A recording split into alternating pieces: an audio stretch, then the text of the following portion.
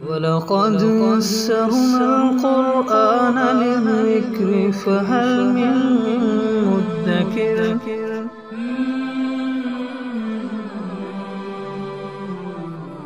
سورۃ البقرہ آیت نمبر 68۔ اعوذ باللہ من الشیطان الرجیم، بسم اللہ الرحمن الرحیم۔ قالوا ادع لنا ربك يبين لنا ما هي قال إنه يقول إنها بقرة لا فارض ولا بكر عوان بين ذلك فافعلوا ما تؤمرون۔ ان آیات کا پس منظر تو کل بیان ہو چکا تھا کہ بنی اسرائیل کو حکم ہوا تھا کہ وہ ایک گائے ذبح کریں، تو انہوں نے پوری حکم ماننے کی بجائے تفصیلات میں پڑ گئے، کھود کرید کے اندر پڑ گئے اور مختلف سوالات کرنے لگ گئے۔ ان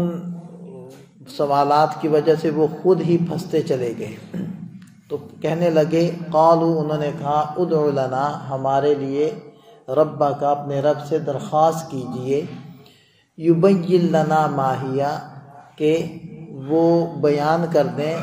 کہ وہ گائے کیسی ہوگی، گائے ہو یا بیل ہو، وہ کیسا ہوگا،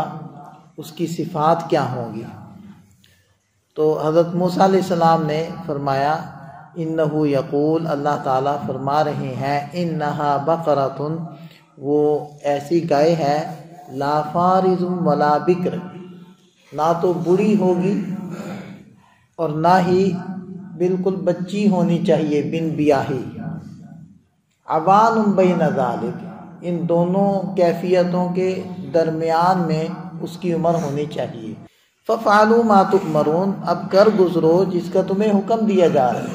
بس اب کر دو، اس میں اتنی تفصیل میں جانے کی کیا ضرورت ہے کہ اس گائے کی عمر کتنی ہو۔ قَالُوا ادْعُ لَنَا رَبَّكَ يُبَيِّن لَنَا مَا لَوْنُهَا، کہنے لگے کہ آپ ہمارے لیے اپنے رب سے درخواست کیجئے کہ یبین لنا، اللہ ہمارے سامنے بیان کر دیں، واضح کر دیں، ما لونها، کہ اس کا رنگ کیا ہوگا۔ تو حضرت موسیٰ علیہ السلام نے پوچھ کر عرض کیا کہ ارشاد فرمایا، انہو یقول، یقیناً اللہ تعالیٰ ارشاد فرما رہے ہیں، انہا بقرۃ صفراء فاقع لونها، کہ وہ ایک زرد، گہرے زرد رنگ کی گائے ہوگی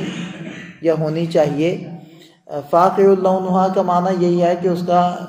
جو رنگ ہوگا وہ گہرا ہو،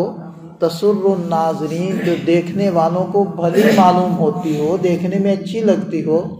ایسی وہ گائے ہونی چاہیے۔ تو کہنے لگے، قالوا ادع لنا، اے موسیٰ ہمارے لیے اپنے رب سے درخواست کیجئے، یبین لنا ما ہی، کہ وہ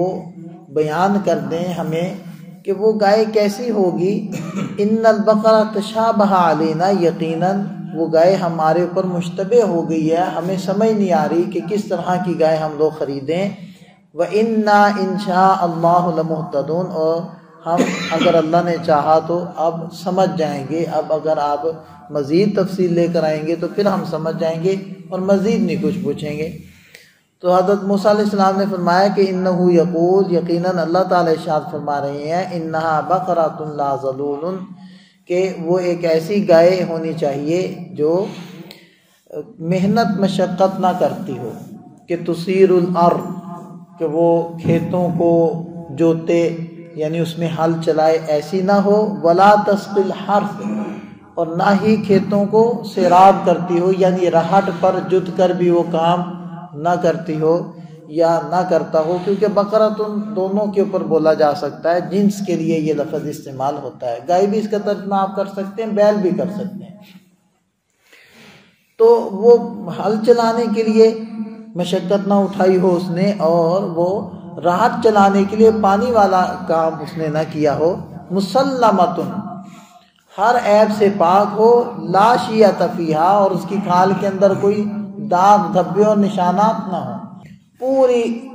گہرے زرد رنگ کی ہونی چاہیے۔ تو قالوا الآن جئت بالحق، کہنے لگے اب آپ درست بات لے کر آئے ہیں، اب ہمیں پوری وضاحت ہوگی، پوری طرح ہمیں سمجھ میں آ گئی۔ فذبحوها، انہوں نے اس کو ذبح کیا، وما كادوا يفعلون، اور وہ کرنے کے قریب نہیں تھے، لگتا نہیں تھا کہ وہ کریں گے، لیکن پھر انہیں کرنا پڑا۔ اور پھر چونکہ نشانیاں پوچھ کر، قیودات لگوا کر، چونکہ وہ ایک ہی گائے تھی اور وہ متعین ہوگی، اسی کو خریدنا پڑا، منہ بولے ریٹ پر خریدنا پڑا، اور پھر اس کو کرنا پڑا، کیونکہ جتنی وہ جتنے سوالات کر چکے تھے اتنے ہی زیادہ وہ پھنس چکے تھے۔ تو اس سے پتہ چلتا ہے کہ جب مسئلہ بتایا جائے اور مسئلہ فی نفس ہی مسئلہ سمجھ میں آ جائے، ایک تو ہے نا کہ مسئلہ ہی سمجھ میں نہیں آیا،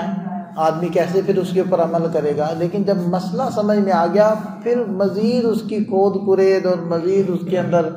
گھسنا کہ جی یہ کیسے اور وہ کیسے، اس کی ضرورت نہیں ہوتی۔ گنجائش مسائل کے اندر ہوتی ہے۔ اب جیسے حکم دیا گیا تھا کہ گائے کو ذبح کرو تو گنجائش تو تھی، جیسے مرضی کر دیتے۔ اب ہمیں قربانی کے لیے کہا جاتا ہے کہ گائے کو ذبح کرو یا بکرے کو ذبح کرو، اس کی کچھ چیزیں بتائی گئی ہیں کہ بس ان چیزوں کا خیال رکھیں، اس کے علاوہ بس جیسی بھی ملے وہ آپ کر دیں۔ تو اب کوئی کھود گرید میں لگ جائے کہ جی اس کا رنگ کیسا ہو، اس کا قد کیسا ہو، اس کا وزن کتنا ہو، اور تفصیلات میں پڑ جائے تو جتنا پھنسے گا اتنا ہی پھنستا چلا جائے گا۔